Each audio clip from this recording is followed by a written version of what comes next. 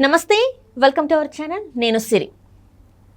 AP ముఖ్యమంత్రి జగన్మోహన్ రెడ్డి గారు తన నివాసంలో తన నివాసమైన బెంగళూరులో నివాసం ఉంది అండ్ అలాగే హైదరాబాద్లో కూడా తన నివాసం ఉంది. అయితే వీటికి మరమ్మతుల పని స్టార్ట్ చేశారని తెలుస్తుంది. ఎందుకు ఈ మరమ్మతుల పనులు చేస్తున్నారు అంటే ఓడిపోతానని ముందే గ్రహించారా జగన్మోహన్ రెడ్డి గారు? సో ఈ అంశాన్ని చర్చించడానికి మనతో పాటు ఉన్నారు ప్రముఖ senior journalist, political analyst CS Rao garu. నమస్కారం సార్. ఇప్పుడు చూస్తున్నట్టయితే జగన్మోహన్ రెడ్డి గారు అక్కడ బెంగళూరులో ఉన్న నివాసాన్ని, ఇక్కడ హైదరాబాద్లో ఉన్న నివాసాన్ని మరమ్మతులు చేపిస్తున్నారని చెప్పేసి అయితే మనకు వార్తలు వస్తున్నాయి. అంటే దీని వెనకాల ఏంటి, నేను ఇంకా ఓడిపోతాను అందుకే ఏదో ఒక దాన్ని చూస్ చేసుకోవడానికా లేకపోతే ఇంకేమన్నా కథ ఉంది సార్ దీని వెనకాల?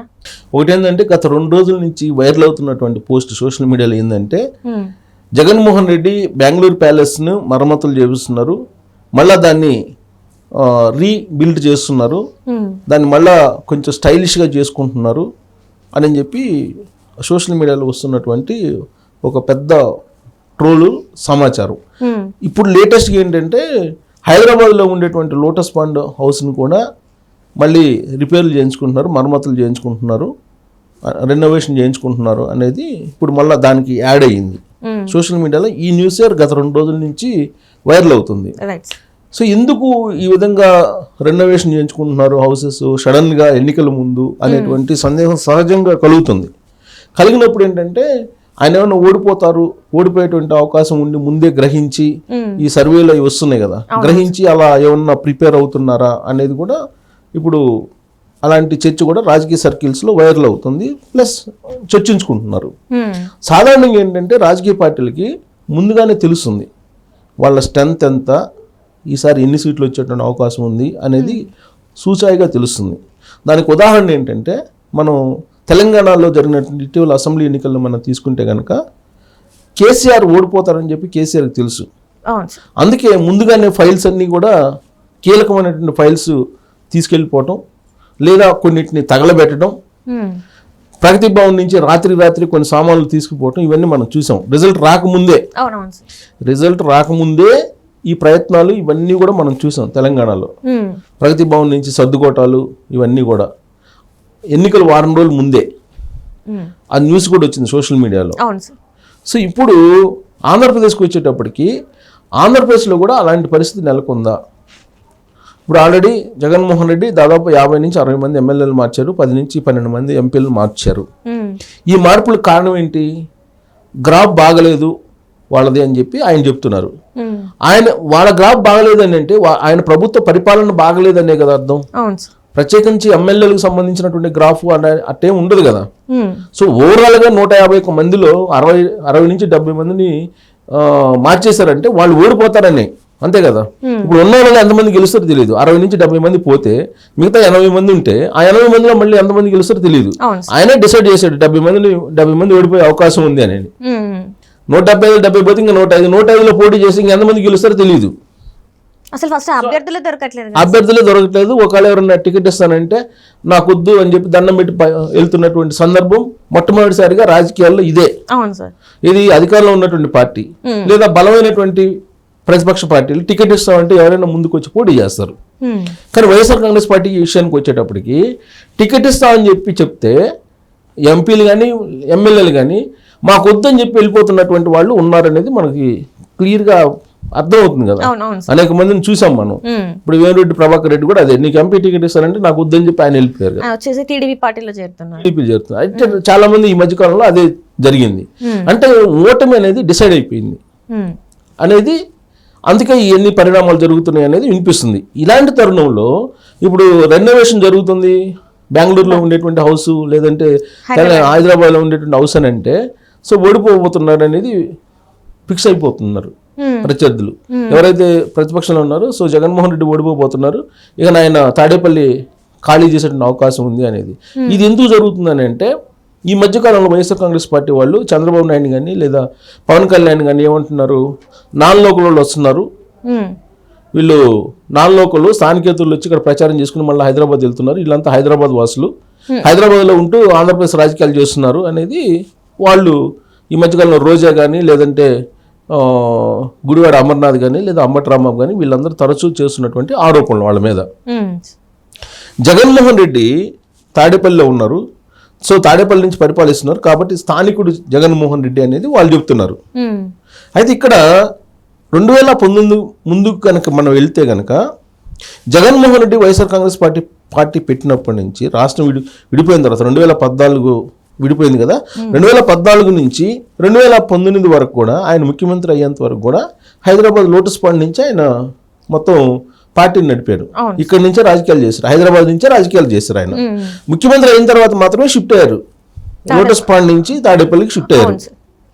ఇప్పుడు మళ్ళీ ఓడిపోతారు అనుకో, సపోజ్ ఇప్పుడు ఓడిపోతారు అనుకో, ఆయన తాడేపల్లిలో ఉంటారని గ్యారంటీ ఏమన్నా ఇవ్వగలరా వైఎస్ఆర్ కాంగ్రెస్ పార్టీ నుంచి అంటే ఎవరు మాట్లాడట్లా. ఖచ్చితంగా తాడేపల్లిలో ఉంటారని చెప్తున్నారు కానీ తాడేపల్లిలో ఉండేటువంటి అవకాశం లేదనేది ఇప్పుడు తెలుగుదేశం పార్టీ జనసేన చెప్తోంది. కారణం ఏంటంటే ఇప్పుడు చంద్రబాబు నాయుడు ఓడిపోయిన తర్వాత హైదరాబాద్ నుంచి ఏపీకి వెళ్తున్నారు, ఉండవల్ల ఆయనకు హౌస్ ఉంది కానీ పర్మనెంట్గా ఉండడం లేదు. ఆయన హైదరాబాద్కి వస్తున్నాడు, హైదరాబాద్ నుంచి వెళ్తున్నారు, షటిల్ చేస్తున్నారు. అలాగే పవన్ కళ్యాణ్ హైదరాబాద్లో ఉంటున్నారు, అక్కడికి వెళ్తున్నారు, షటిల్ చేస్తున్నారు. పవన్ కళ్యాణ్ ఏమంటున్నారు, నాది ఆఫీస్ ఉంది, నాది ఇల్లు ఉంది, నన్ను గెలిపించండి నేను ఇక్కడ ఉంటాను అంటున్నాడు. అంటే గెలిస్తే ఉంటారు, ఏపీలో ఉంటారు, ఓడిపోతే హైదరాబాద్లో ఉంటారు. ఇది ఎవరికి అతీతం కాదు, జగన్మోహన్ రెడ్డికి అతీతం కాదు, చంద్రబాబు నాయుడికి అతీతం కాదు, పవన్ కళ్యాణ్కి అతీతం కాదు. సో కాబట్టి రేపు ఓడిపోతే జగన్మోహన్ రెడ్డి తాడేపల్లిలో ఉండరు. దానికి కారణం ఏంటంటే అక్కడ ఉండేటువంటి పోలీసులు అందరూ ప్రభుత్వం ఏం చెప్తే అది వింటారు. ఇప్పుడు జగన్మోహన్ రెడ్డి అదే చేస్తున్నారు.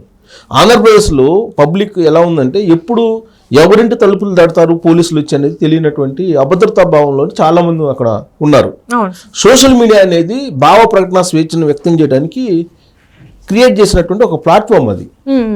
ఎవరికి ఏ భావం కలిగినా కానీ దాన్ని సోషల్ మీడియాలో ప్రజెంట్ చేయొచ్చు. దానికి సంబంధించి సుప్రీంకోర్టు కూడా చాలా క్లియర్గా తీర్పు చెప్పింది, ఎవరు ఏ భావాన్నైనా వ్యక్తం చేయడానికి అవకాశం ఉంది అని చెప్పి క్లియర్ గైడ్ లైన్స్ ఉన్నాయి. కానీ ఆంధ్రప్రదేశ్లో ఉండేటువంటి ప్రభుత్వం ఎవరైనా ఒక పోస్ట్ పెడితే అది నచ్చి దాన్ని షేర్ చేసినా కానీ ఫార్వర్డ్ చేసినా కానీ కేసు నమోదు చేసి అర్ధరాత్రి అపరాత్రి లేకుండా వాళ్ళ ఇళ్ళకి వెళ్ళి పోలీసులు వాళ్ళని అరెస్ట్ చేయటమో లేకపోతే వాళ్ళని భయపించడమో లేదంటే వాళ్ళని పోలీస్ స్టేషన్కి తీసుకెళ్ళటమో ఇలాంటివి చేస్తూ ఉన్నారు. సో అంటే ఇప్పుడు జగన్ గారు కూడా ఒకవేళ ఓడిపోతే వచ్చిన ప్రభుత్వం తనని ఏదైతే తిని చేశాడో వాళ్ళు కూడా తినని ఇట్లానే చేస్తారని చెప్పేసి భయపడుతున్నారా అని అంటున్నారా సార్ మరి మీరు? డెఫినెట్గా అదే జరిగింది కదా. ఇప్పుడు జగన్మోహన్ రెడ్డి ఏం చేశారో రేపు ఓడిపోయిన తర్వాత జగన్మోహన్ రెడ్డికి కూడా అదే వర్తిస్తుంది కదా. చట్టం అనేది అందరికి ఒకటే కదా. ఇప్పుడు జగన్మోహన్ రెడ్డి అధికారంలో ఉండి ప్రతిపక్షాలని ప్రజల్ని ఏం చేశారో రేపు అధికారంలోకి వచ్చిన తర్వాత అధికారంలో ఉండేటువంటి పార్టీ ప్రతిపక్షంలో ఉండేటువంటి నాయకులను అదే చేస్తే క్వశ్చన్ చేయడానికి లేదు కదా. ఫస్ట్ చేయకూడదు, ప్రజాస్వామ్యయుతంగా ఏదైనా ఉండాలి, చట్టబద్ధంగా ఉండాలి. కానీ చట్టానికి అతీతంగా చేస్తున్నారు కదా.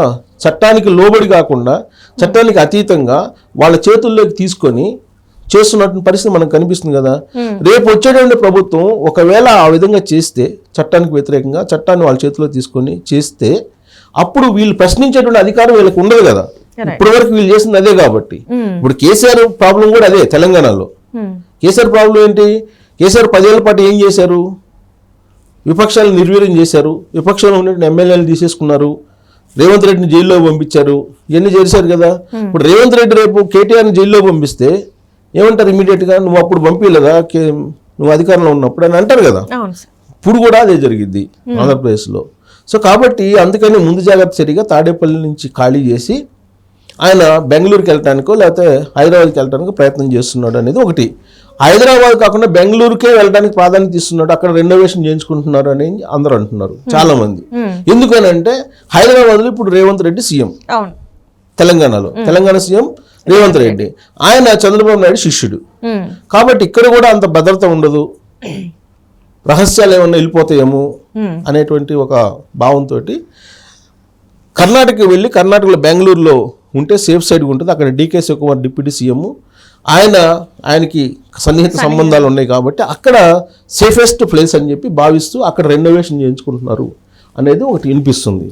సో ఇక్కడ జగన్మోహన్ రెడ్డి ప్రతిపక్ష నేతగా ఉన్నప్పుడు ఆంధ్రప్రదేశ్ పోలీసులు నమ్మల. ఆయన మీద కోడికత్తి దాడి జరిగినప్పుడు కూడా ఆంధ్రప్రదేశ్లో ఉండే పోలీసుల్ని ఆంధ్రప్రదేశ్లో ఉండే ప్రభుత్వ వైద్యుల్ని నమ్మలేదు. ఆయన నేరుగా విమానం వేసుకుని హైదరాబాద్ వచ్చి హైదరాబాద్లో ట్రీట్మెంట్ ఇస్తున్నారు. రేపు జరగబోయేటువంటి రోజుల్లో కూడా ఆయన గద్దె దిగగానే జరిగేది కూడా అదే. అందుకే ఆయనకు అభద్రతా భావం ఉంటుంది కాబట్టి తాడేపల్లి ఖాళీ చేసేటువంటి అవకాశం ఉంది. ఆ ఖాళీ చేసేటువంటి క్రమంలోనే ఇప్పుడు రెనోవేషన్ చేసుకుంటూ బెంగళూరులో రెడీ చేసుకుంటున్నారు. బెంగళూరు షిఫ్ట్ అయ్యే అవకాశం ఉంది. తాడేపల్లిలో ఒక్కొక్కటి సర్దుకుంటున్నారు అనేది ఇప్పుడు సోషల్ మీడియాలో వైరల్ అవుతున్నటువంటి post. Right sir, right thank you so much sir. Thank you.